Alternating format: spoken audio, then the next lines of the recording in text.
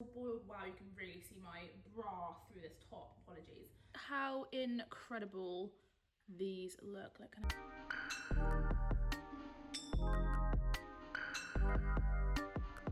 Hi guys and welcome back to my channel. Today is going to be a bit of a different video. I'm actually going to be showing you how to make homemade salt and pepper chips because I absolutely love a Chinese. It's my favourite fast food to get ever. Like if someone says to me, what do you want to order for food? I will always say a Chinese. And obviously there's not many open at the moment because we're on lockdown and many of them have shut temporarily. Now I can make salt and pepper chicken, but it's lunchtime. Well, it's around about 2 o'clock and I don't really fancy making loads of salt and pepper chicken just for myself. So I'm gonna make a little tiny portion of salt and pepper chips and it's really easy. All you're gonna need is 3 ingredients. So that is the potato, the actual salt and pepper seasoning that I have, I will show you.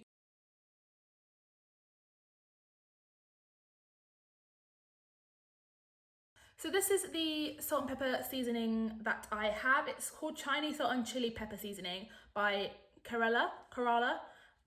This you can get in Home Bargains. Now this was posted on Facebook a couple of months ago and they sold out super fast in the shops because a mum said that it tasted exactly like a Chinese and it really does. So get your hands on some of this. I actually have 2 because I didn't want them to run out, but I did pop down to Home Bargains the other day to pick up a few bits and there was still quite a few in there. So I think the hype has kind of died down a little bit.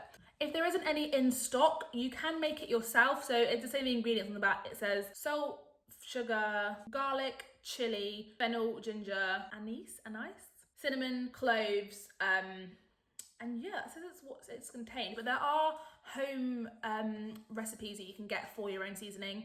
We tried to make it before, but we got it completely wrong and it tasted horrendous. So that is why we got some of this. So yeah, without me kind of rambling on any more, let's just get straight into the video. so first thing you're going to want to do is turn your oven on and you're going to be preheating it on a fan at the heat 180 to 190 degrees. Now you're going to put a timer on for about 25 to 30 minutes. Obviously it probably won't take this long to preheat your oven. This is just getting it nice and warm while you prep, peel, boil and season your potatoes. I also don't know why my oven numbers were flashing like that. It wasn't doing that in person, it was just picking that up on the camera. So now you're going to peel potatoes, make sure that all of the skin is off, all the brown parts and the little sprout things that grow out of them. You're going to want to cut that all off. Now I did see that a woman posted on TikTok that you can actually save your potato peels and bake them or crisp them. I don't know what she did, but I'll leave the link to the video below because it did look quite interesting. But there was only one of me and I didn't want to have a whole portion of chips and some crispy potato skins as well. So once you have peeled your entire potato, it then is time to cut into the chip shape that you want. Please ignore my really bad cutting skills. And yes, I am cutting on a plate because our chopping board has broke. So I had to just make do with what I had.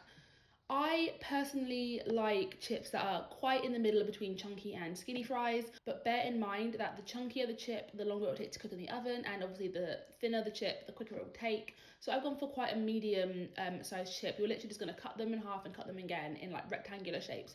It doesn't matter if they're not all even, that doesn't matter, they're chips, they're not meant to be identical. So as you can see here, these are the kind of the size chips that I went for. This also was just one large potato and I got such a big portion of chips from it. So if you are cooking it for more than one person, I think maybe one and a half would do 2 people. I'm not entirely sure, but one massive potato filled me up for the rest of the day. Right, so once you have cut your potato chunks, you're going to then boil them on a high heat in a saucepan with salted water.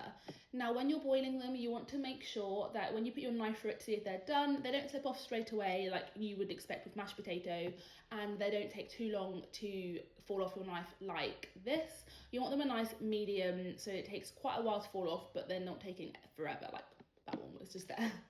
And then you're going to drain your chips in a colander, but watch the steam, it doesn't get in your face. And once you've drained all the water out of your colander, they're gonna be a bit slimy, but don't fluff them up because they're gonna get crispy in the oven from the oil anyway. So you're gonna take any oil that you have. I've got extra virgin olive oil, and you're just gonna drizzle it on a baking tray. Now, the more oil you have, the more crispier they're gonna get. So then you're gonna put all your chips onto the baking tray, and I just used 2 knives for this, and I just mixed my chips all around in the oil so that they get smothered in the oil that I've put on the baking tray. This is going to make your chips nice and crispy when they are in the oven. So once you've done that, you're going to take your salt and pepper seasoning and you're going to sprinkle it all over your chips.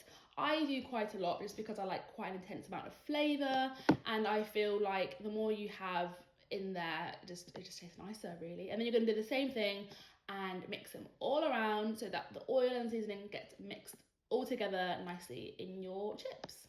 And then once they are mixed around to your desire, you're going to take them in the oven and put them on for 15 minutes. And then once they're done for 15 minutes, you'll take them out and then do another 15 minutes.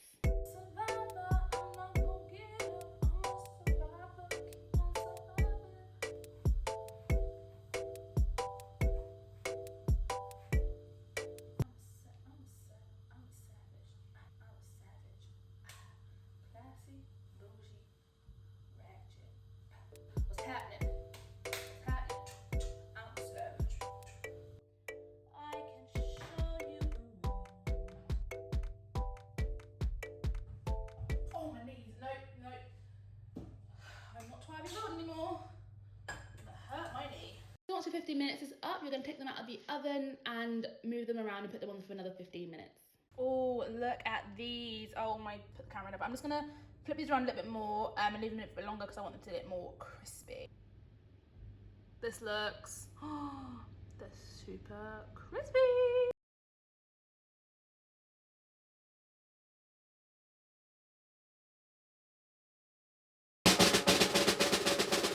How incredible these look. This is what they look like. A nice mountain of chips. So I've just finished editing this and I realised I actually didn't do an outro. I think it's because I just got distracted by the chips and I ended up eating them. They were absolutely delicious. I highly recommend making them. If you can't get your hands on the seasoning that I said or mentioned, there are so many different recipes online that you can follow to make your own kind of seasoning. I will try and find some and link some down below in case you can't get your hand on what I've mentioned in the video. But yeah, please let me know if you end up making these in the comments down below or post a picture to Instagram and make sure to tag me. I'll put all my socials below so you can follow me on them if you would like to. But don't forget to like, subscribe, and I will see you guys soon for a brand new video. Bye!